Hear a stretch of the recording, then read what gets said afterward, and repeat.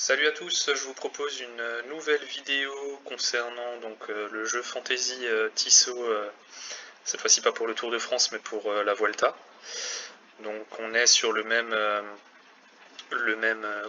format hein, que le jeu qu'on avait pour le Tour de France, sauf pour la Vuelta. Voilà, je vous propose cette vidéo parce que les coureurs ont été mis en ligne depuis hier soir.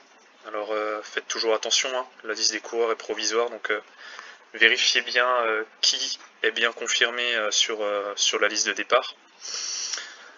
Au niveau des règles du jeu, on reste sur les mêmes règles que le Tour de France 2024, donc avec la spécificité des points apportés pour les coureurs qui partent en échappée. Sinon, on reste vraiment sur les mêmes règles, donc je ne vais pas revenir dessus. Au niveau des étapes, comme d'habitude, la Vuelta, hein, c'est un grand tour qui est très, très montagneux avec beaucoup d'arrivées en côte ou en tout cas en altitude. Voilà, donc profil qui convient bien aux punchers et aux grimpeurs. D'ailleurs, vous le verrez hein, dans la liste des coureurs qui sont proposés, le plateau de sprinter est vraiment très limité sans faire offense aux sprinters qui sont là. Voilà, donc sans plus tarder, je vais vous proposer donc la liste des coureurs qui me semblent être les plus compétitifs. Donc tout d'abord au niveau des leaders, je vais prendre Roglic qui sort du Tour de France où il avait abandonné. Son état de forme est peut-être un peu en question parce que il avait quand même, je crois, une vertèbre cassée sur le Tour de France qu'il a contraint à un moment donné, mais voilà, on connaît sa capacité à revenir en forme. La Vuelta, il l'a déjà remporté 3 fois. Il va encore avoir une très très grosse équipe autour de lui. C'est vraiment le leader incontesté, donc voilà, je pense qu'on peut le prendre sans gros problème. Aujourd'hui, il vaut 22 étoiles, donc on peut voir qu'on peut le remplacer aisément par n'importe quel autre coureur en cours de route si nécessaire. Donc voilà, je pense que pour Roglic, il n'y a pas trop de doute. Deuxième coureur que je vais prendre Zepkus. Donc c'est le vainqueur sortant de la Vuelta. Il était prévu qu'il fasse le Tour de France, il ne l'a pas fait en raison du Covid. Néanmoins, il est revenu en forme en gagnant récemment le Tour de Burgos. Le Tour de Burgos, c'est un petit peu l'équivalent du Dauphiné pour le Tour de France par rapport à la Vuelta. Donc voilà, plutôt en bonne forme. Pareil, ce sera le leader incontesté de la Team Visma, donc bon, très peu de doute sur lui. Il va aussi avoir une grosse équipe derrière lui, donc voilà, une valeur sûre pour moi. Pareil, c'est un coureur qui vaut pas mal d'étoiles, donc on pourra le remplacer aisément aussi par un autre coureur si nécessaire. Voilà. Troisième coureur que je vais prendre, je vais toujours rester dans les leaders, mais je vais prendre un coureur avec un petit peu moins d'étoiles. Ça va être Richie Tello de l'équipe Israël. Alors pourquoi lui Parce qu'il sort d'un très très bon début de saison. Il avait performé sur les courses d'une semaine avant le Tour de France. Ce qui est intéressant avec lui, c'est qu'il va jouer le maillot du meilleur jeune. Donc voilà, moi j'ai envie de croire en lui. L'équipe Israël, ils n'ont pas forcément d'autres leaders. Ils ont Michael Wood, mais bon, je pense qu'il va plutôt jouer les étapes. Vu son âge, il est plus trop en capacité de jouer le général, bien que.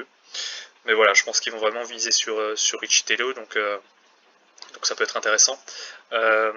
Pareil en cas de remplacement, donc au niveau des coureurs qui sont à 15, on a d'autres valeurs sûres comme Guillaume Martin qui fait toujours des top 20.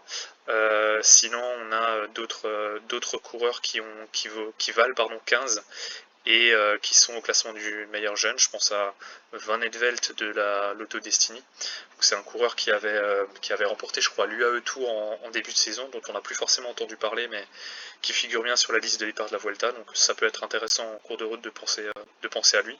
Ou aussi Poul du team DSM, qui a fini, je crois, deuxième du Tour de Burgos. Donc voilà, valeur sûre également en cas de défaillance du premier.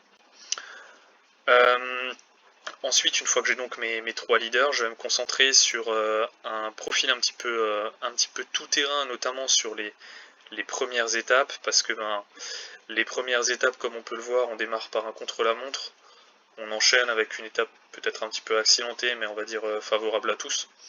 Une troisième étape aussi accidentée, mais avec un final plutôt plat. Et c'est seulement à partir de la quatrième étape qu'on aura vraiment de la montagne.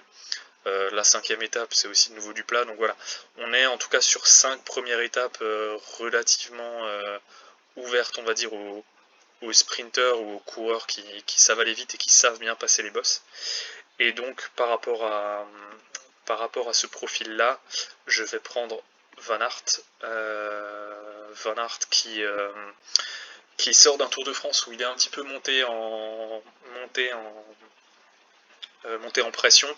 Voilà, on a vu qu'il a fait d'excellentes performances au JO, donc je pense qu'il est prêt. Il va être peut-être un peu frustré aussi du Tour de France où il n'a pas forcément toujours pu s'exprimer, où il a aussi été victime de malchance, notamment avec Philipsen qui lui barrait la route. Voilà, donc je pense qu'il sera en forme, d'autant plus que si on regarde au-delà, au niveau du plateau des sprinters, on a Caden Grooves, on a Cocard, on a d'autres personnes que j'avoue je ne connais pas forcément. Ils ont passé Friday dans les sprinters, ça c'est un petit peu rigolo. Voilà, mais bon, en tout cas par rapport à un coureur de la trempe de Van Aert, il n'y a personne qui peut lui faire peur, donc je pense que il va pouvoir au moins en claquer une, et il sera là à la fois pour peut-être le contre-la-montre individuel de départ, mais aussi pour les étapes suivantes. Ensuite, je vais prendre un coureur. Alors, au niveau des leaders, donc vu que j'en ai pris 3, je ne pourrai plus en prendre. Par contre, je vais me concentrer du coup sur les grimpeurs, étant donné que la Vuelta c'est une course voilà, qui est propice aux grimpeurs. Alors dans les grimpeurs, on a beaucoup de coureurs qui font office de lieutenant en montagne en fait pour les leaders. On va avoir quelqu'un comme Vine, comme Sivakov, comme Valter qui eux vont clairement rouler pour leur leader, donc c'est pas très intéressant de les prendre. Pareil pour McNulty, Quintana, je pense qu'il est un peu en dessous, il va jouer surtout pour masse. Rubio c'est pareil, Woods il va plutôt viser les étapes, donc je vais prendre quelqu'un qui a été affiché comme co-leader dans son équipe. Je vais prendre Arensman. Arensman, donc c'est un coureur qui a fait un très très bon Giro, qui a aussi une valeur sûre sur les grands tours. Il va partager le leadership avec Carlos Rodriguez. Carlos Rodriguez qui sort d'un bon Tour de France, mais pas au niveau de celui qu'il avait fait l'année dernière. Donc voilà, je pense qu'ils vont se partager le leadership. Arensman est aussi dans le classement du meilleur jeune, donc voilà, il peut rapporter des points par rapport à ça. Il pourra toujours être remplacé par un autre coureur type peut-être Martin, voire peut-être Quintana,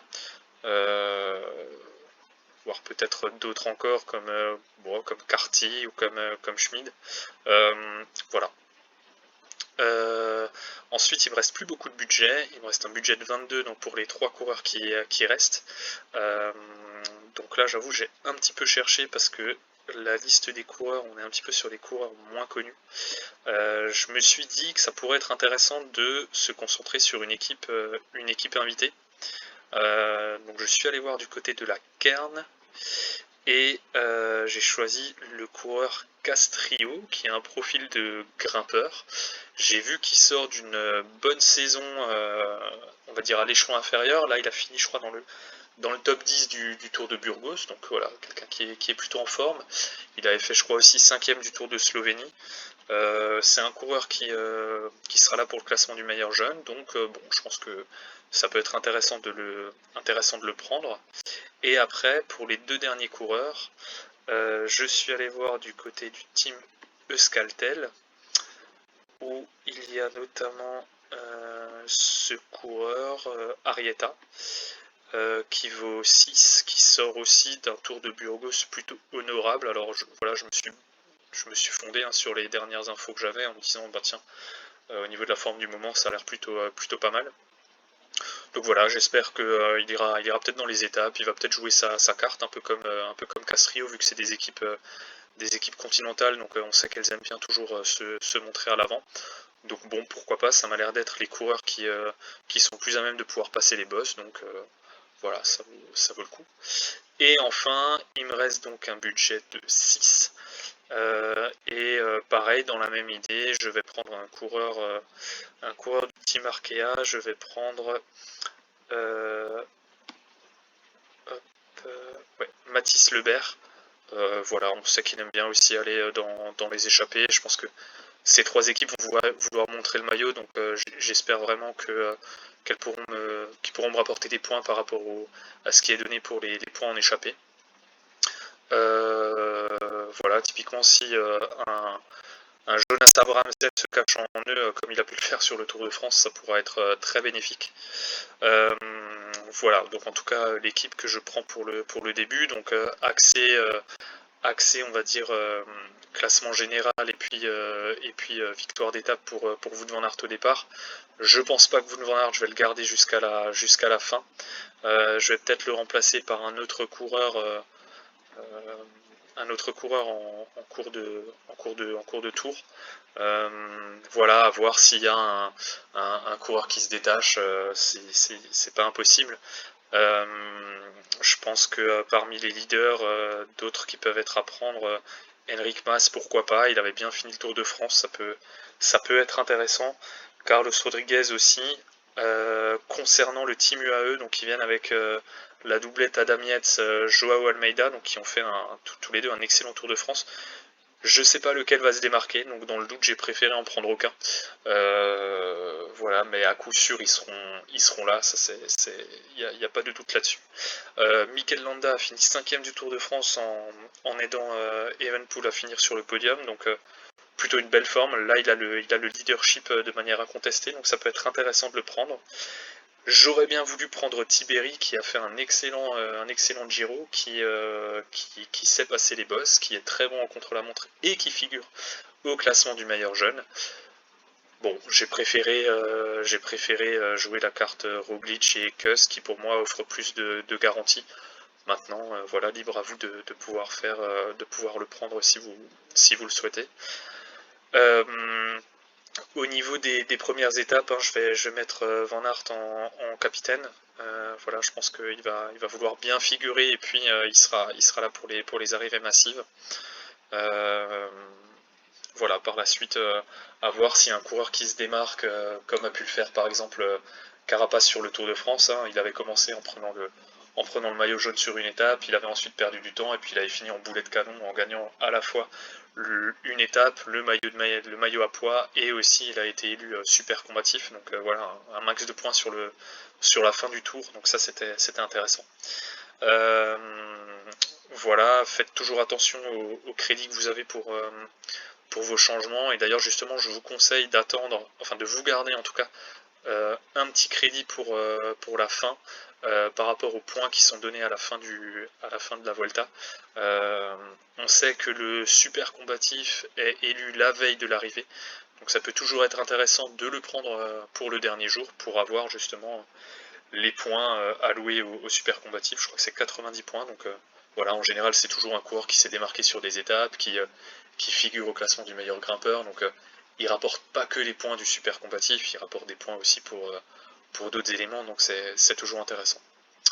Voilà, n'hésitez pas à commenter, à apporter vos remarques. Voilà, je pense que la Volta c'est toujours un petit peu plus compliqué parce que c'est le dernier tour de l'année, donc il y a des coureurs qui sont revanchards, il y en a qui arrivent un peu en fin de saison, donc on connaît pas trop leur état de forme. C'est toujours plus difficile à lire, je trouve, que le Giro et le Tour de France. Voilà, après, il y a toujours des tendances qui se dégagent avec les leaders, donc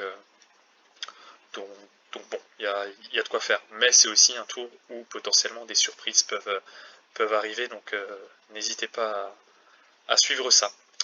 Voilà, merci à vous, bonne course et puis à bientôt.